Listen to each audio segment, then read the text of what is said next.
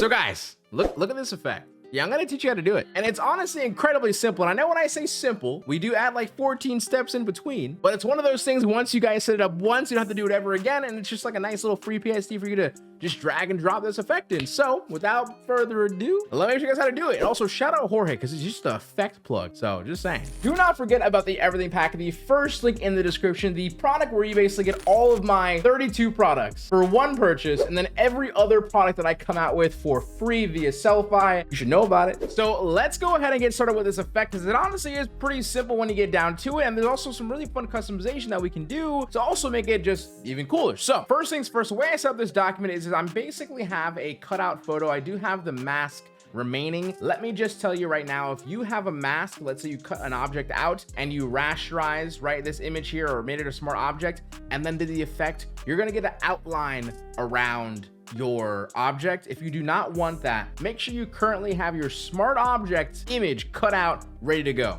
Not your smart object image cut out and then you smart object it again. Otherwise, you're gonna hate me and you're gonna be like, why does my effect not look like yours, Seso? Don't bother me anymore. I already said it. There you go. Okay. I have this black and white photo because that's the overall effect that I want to have on the bottom of this. I want to have it to be a black and white photo with this really cool neon protruding effect. And of course, above this, I have the layer that I will add in the actual effects. Now, this layer is not black and white. And does it matter? No, it actually does not matter if this is in color or in black and white. You just have to basically change 1 or 2 settings within the stuff that I'll show you guys in a second as well, in case and depending on which one you're gonna, which one you want to do. First things first, levels, right? We're gonna go to object, adjustments, and we're gonna choose levels. And really all that we're aiming for this first levels is basically taking our middle anchor here and moving it towards the right to give us a little bit more depth. And also, not more depth, I would say just more contrast. And once you're good, you can just press OK. So filter, blur, Gaussian blur. And this first Gaussian blur, we're gonna put at 5 pixels and we're gonna press OK. Once we have the Gaussian blur, we're gonna go to filter and we're going to go to stylize and we're gonna go choose extrude. For this extrude, you can choose your blocks, right? You can choose pyramids for fun if you guys want to change the style up a little bit. 100 pixels and then 25 depth. And I'm going to leave it on level based. Yep, and press OK. So next we're gonna go to image, we're going to adjustments, and we're gonna choose posterize. And on this posterize, we're gonna choose 2. Now again, if you are using a black and white photo, you're probably gonna use anywhere between 4 and 5. For if you're using like a colored photo where it already has a lot of contrast and color in it, you can use 2 to 3. And then from here, we're gonna go to where it says filter, we're gonna go to where it says stylize, and then find edges, giving us this, which is exactly not what we want because we wanna maintain that contrast and that darkness and not have a white. So on our layer, we're gonna choose and click Control-I on our keyboard to invert the layer below it. Now, Control-I or invert the actual setting is a thing. So if you do Control-I, it'll show up in your smart filters. So next, we're gonna Gaussian blur dump this thing. So we're gonna go to filter, we're gonna go to blur and Gaussian blur, and we're gonna basically add 3 different Gaussian blurs. The first one will be on 3 pixels. We're gonna add another one, filter, blur, Gaussian blur. This was gonna be on 40 pixels. And then we're gonna add another Gaussian blur, filter, blur, Gaussian blur, and this is gonna be at 60 pixels. Now, of course, you might be noticing that you don't really see anything at all, but we have to go into the Gaussian blur and actually add a specific layer style to it. Right here on the Gaussian blur, the first one, this far right angle right here, this actually changes the options or the blend modes within the actual filters effect, almost as if it was a layer alone. So if you just double click on it, it'll open up our blending options table. And here's where we're gonna choose screen for this first one. So the second Gaussian blur, right? This is on the 40, I believe, the 40 setting Gaussian blur. We're gonna change this one from normal to linear dodge add. And then we're gonna add on this last one, which is the 60 Gaussian blur setting. We're gonna choose over here and then add again a linear dodge add, press OK. And now we have this really cool look. And you can start to see the effect, no? However, it is like a rainbow color, so we're gonna actually go into our adjustments here, image adjustments, and we're gonna choose gradient map.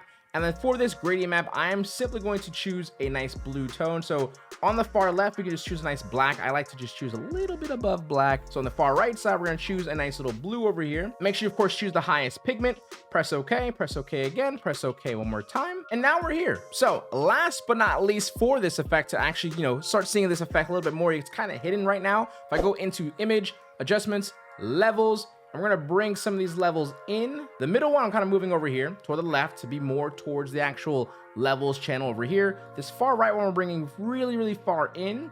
This middle one will move automatically. We're gonna move this back toward the middle to make sure we gain that contrast back. Press OK, and now if I zoom out, you'll see, the effect. I almost forgot. My layer did start on blend mode screen. You're on normal, and you're probably looking like this. I forgot to mention, make sure you change your blend mode to screen to get the effect to look like this instead. So if you, of course, if you do want to mess around with the levels even more further, you could literally just go back into the adjustments itself, go back to the levels after you find that level, and then you can start playing with it more to get even more like vibrance and contrast in there.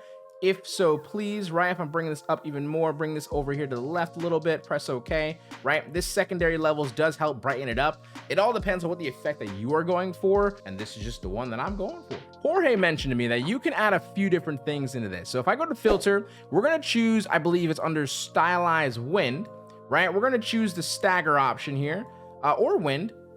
I'll go with wind. I mean, each one gives a little bit of a different effect. Blast is, I never use that one, but either wind or stagger I like a lot. So I'm gonna choose stagger just because. And I leave it on the very, very top, it's a no-go. But if I put it all the way down to in between finding edges and posterize, we can get some other cool fun effects. Now, not really showing up. So I think it's actually because stagger, I think it moves it all the way to the left of the pixel. So if I go back into my wind, I'm actually gonna choose blast. I'm gonna choose wind or blast. I'm gonna choose wind though, press OK. And now you can see it does add a bit of a different effect. So if I put this below posterize, what happens? Same kind of ordeal. It's a little aggressive though. So outside of wind, you can also use something like filter, pixelate, and we can use crystallize. If I press crystallize, I'm gonna choose a good cell amount, put like, just for the effect, I'll put like 80 or so, right? Press OK. We're gonna bring this crystallize though, of course, in between finding edges and posterize again. And you can see you can also get a secondary effect. So of course, depending on the actual amount of posterize and crystallize, so if I just put a 3, posterize really quick, we'll get a lot more nodes and a lot more like spread of the actual glow effect. But then lastly, outside of crystallize, if I just turn this one off as well, we are going to go into where it says filter, pixelate, and mosaic. And then mosaic here, we're going to keep it about 19 or so pixels. For the record, even just this effect, it's like really odd posterized blur effect, pretty cool. But if I drag mosaic down in between posterize and finding edges again, you can see you can get another cool effect here. Now if I bring this like up, what happens? You get more of like a gridish, glowish effect. That's pretty fair. But if I bring this back down to like, let's say like a 7, it gives you definitely a pretty cool different effect. This is just those kind of things. So of course, if you play with as many kind of settings as you want, again, if you put it in between posterize and fine edges, you'll be in a really good sweet spot. And of course, if you don't want it to be blue as well, you can go to gradient map, of course, and just change this color right here. It's super simple. Like you said, once you build it once, you really have to build it again. You can drag it on any photo that you guys pretty much want. And for the record, I did say I wanted to show you guys, right? This image is in color, right? We started with it in color. If I make it black and white for a second, right? You see how black and white, it looks a lot less. It just has a lot less of the effect. Posterize will be your friend on this. We're bringing this up. You can see how we're getting more and more cell shapes, right? Mess around with posterize if you're going to start with your photo being black and white. That is it. So hopefully you guys enjoyed the video here today. Of course, if you guys did like these cool effects, don't forget to leave a like on the video. And of course, follow Jorge down below because he's just like my effect plug. He's just like, hey, you want an effect? I'm like, duh. And he's also a really cool guy. So with that being said, Seso HQ out. Do not forget to keep smiling, stay positive, and stay freaking productive, guys. Later, much love, peace, and enjoy your day and enjoy your neon pulse effect.